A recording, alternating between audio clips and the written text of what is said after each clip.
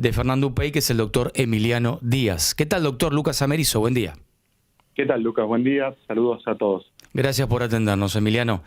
Bueno, en principio ustedes como estrategia de la defensa comenzaron tratando de entender que deberían ser apartados los fiscales y no tomar, digamos, parte del plexo probatorio, atento a que esta causa carecía de sustentabilidad, solidez. ¿Cuáles eran los argumentos, doctor? No, Lucas, en realidad no es no tomar parte del plexo probatorio, sino tomar el plexo probatorio completo. Para refutarlo. Exactamente. Lo que advertimos, obviamente en una audiencia imputativa no se puede discutir la valoración de la prueba, y en realidad la recusación se presentó porque el día lunes, previo a la citación de Upey a declaración imputativa, nos dieron 10 terabytes de información que tenía la Fiscalía y pudimos procesar poca de esa información. Realmente, imagínense que son horas y horas de entrevistas, de audios, de documentación, y advertimos que se había omitido durante la audiencia imputativa del juez Bailaque segmentos muy importantes o entrevistas enteras de personas que de alguna manera ponen en crisis la teoría del caso que tiene la Fiscalía. Uh-huh. Eso nos llevó a hacer un planteo recusatorio. Los fiscales tienen que obrar en el desempeño de su cargo con deber de objetividad, y el deber de objetividad significa, el trabajo del fiscal por supuesto es acusar, pero el deber de objetividad también significa que el fiscal está obligado a presentar a la defensa y también a hacer valer la propia Fiscalía los elementos de prueba que desvinculen o que sean beneficiosos para los acusados. Bien, o sea, primer cosa que ustedes marcaron, no hubo un tiempo material suficiente para analizar lo que efectivamente había en contra de su cliente. En segundo lugar, la idea de las figuras que han encontrado quienes han participado en esta situación que lo tiene involucrado su cliente. Me refiero a un juez federal, también a quien fuera el titular de la AFIP y a quien denunció todo esto, que era un empresario que se sintió perjudicado, según él manifestó, acusando a su cliente y a estos actores de la presunta maniobra de extorsión. En principio, todo esto, ¿qué tipo de refutaciones y elementos han tenido como estrategia de la defensa y por qué considera usted que no se hizo lugar a esto?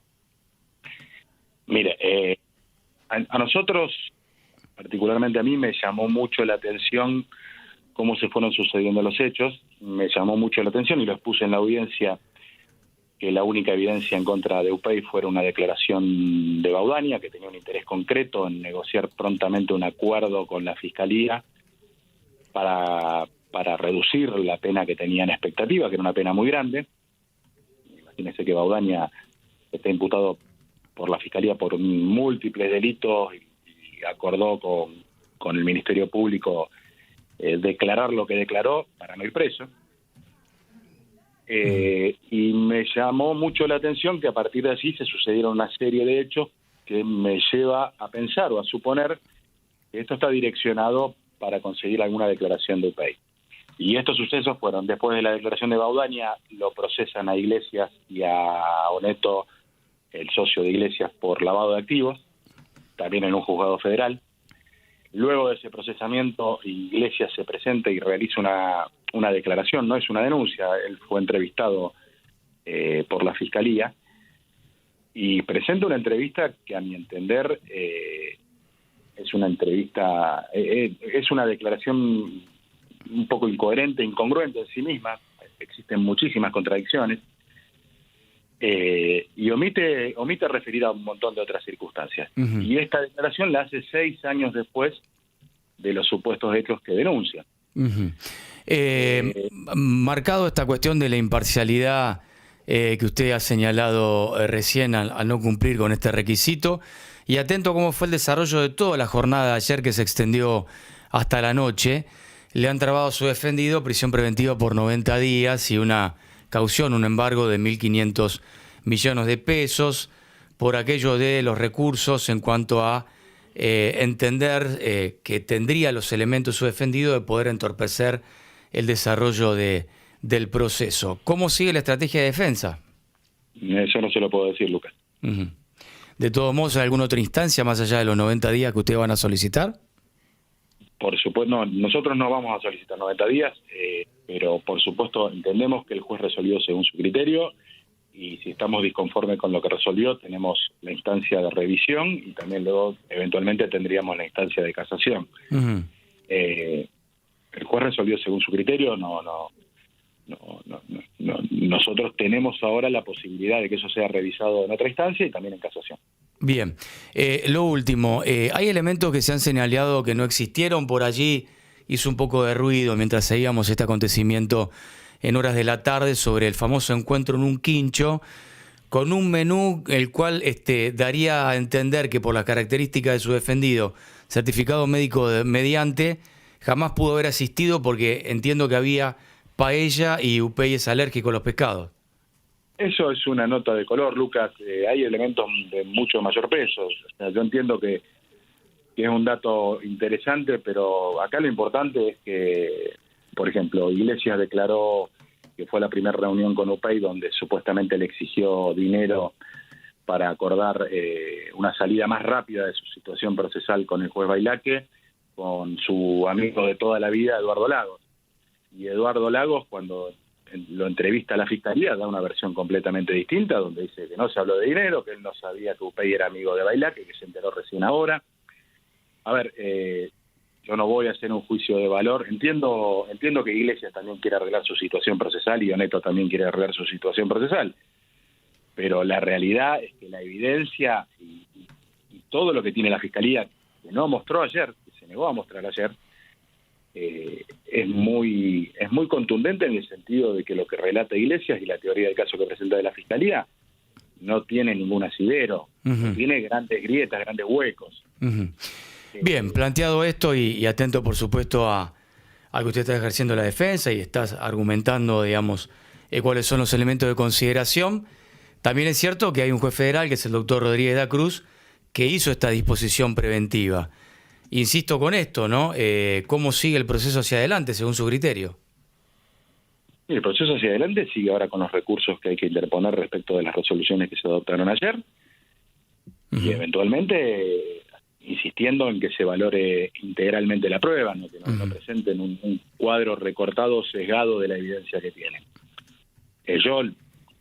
Usted me hizo una pregunta respecto a lo de Baudaña. Para mí, lo que relata Baudaña es lo más significativo que nadie tuvo en cuenta, es que Baudaña situó en esa resolución, en esa reunión a Mauricio Marona, en esa paellada o en ese estado.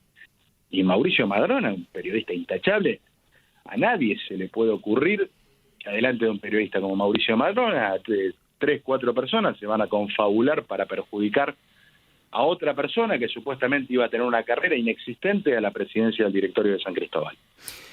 Sí, lo único que puedo agregar es que lamentablemente, porque fue columnista de este espacio y compañero de trabajo durante más de 20 años en el diario La Capital, no está entre nosotros porque seguramente se prestaría en forma voluntaria y espontánea a narrar los hechos. Yo sé que usted lo conoce, por eso justamente lo que resulta realmente increíble, inverosímil, es que un juez federal, un jefe regional de la FIP y un empresario de primera línea se junten con Mauricio Marona y Mauricio Marona escuche toda esta conversación y no haya dicho nada. El tema es que es contrafáctico porque, insisto, ¿no? Lamentablemente no podemos seguir gozando de la amistad y del talento que tenía Mauricio. Así que coincido con usted, lo tenía en gran aprecio. Le agradezco el contacto. La última inquietud es cómo ha gravitado en materia de la prueba aquello que en su momento se había señalado, que es el direccionamiento de algunos fondos de la Cooperativa de Trabajadores Portuarios de Puerto General San Martín hacia la mutual de su defendido, y si esto tiene algún sustento o algún peso en lo que se está investigando en esta audiencia y en esta causa. No, son dos cuestiones distintas. Esa acusación estuvo a cargo del doctor Reinares, del fiscal Reinares. Yo, honestamente, en la evidencia que se presentó ayer, la mutual no es una mutual del señor Upey, es una mutual que tiene 60.000 asociados. El doctor Reinares planteó que había una relación de control corporativo respecto a esa mutual, pero no hay ninguna evidencia. Y también hay una cuestión que para mí es elemental y básica. Se está investigando algún tipo de perjuicio Y la realidad es que ayer reconocieron que la mutual que recibió los fondos de la cooperativa pagó 3 puntos de interés más por sobre cualquier otra financiera, mutual o entidad bancaria que recibía y pagaba interés. Sí, lo único que tengo como inquietud para consultarlo es si efectivamente hubo o no discrecionalidad en poder tener ese manejo de los fondos, cuando en principio tendrían que dar por lo menos inactivo, ¿no? Hasta tanto avance en su momento la causa. No, eso no es correcto. ¿No es así? Perdón. No es así. Los fondos, en una época de una inflación galopante, usted no puede dejar los fondos inactivos, porque imagínese que si deja los fondos inactivos, a los 4 o 5 meses no valen nada. Uh-huh. Las decisiones la tomó un interventor que fue designado por otro juez, Pascualino, fue el interventor, y la decisión de Pascualino, entendemos que fue una decisión acertada. Pascualino fue recomendado como interventor por la UBA y por el INAES, y la gestión, esta es la otra cuestión que es muy importante, que tampoco se hizo mención en ningún lado, la gestión de Pascualino como interventor fue aprobada por la jueza Aramberri. O sea que no hay nada objetable, hay cosas juzgadas respecto de la gestión de lo último, doctor, para no hacerlo muy extenso, entiéndase, queríamos evacuar nosotros algunas inquietudes. Le agradecemos, ¿no?, la respuesta, por supuesto. Cuestiones y preguntas de sentido común. ¿Había una relación de amistad o de conocimiento entre su cliente, el doctor Bailaque, y el titular de la FIP Baudaña? Con Baudaña no tenía ningún tipo de relación. Respecto de la relación de amistad entre UPEI y Bailaque, está reconocida por el juez Bailaque. Bien. Doctor, hasta aquí por el momento. Le agradecemos el contacto. Hasta luego. Muchísimas gracias. El doctor Emiliano Lías, abogado de Fernando UPEI.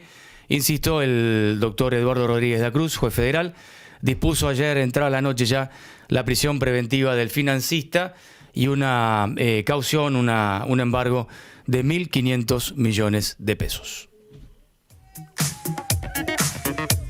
¿Sabés cuál es la palabra más importante de medicamentos de venta libre? Medicamentos, no importa que sea libre.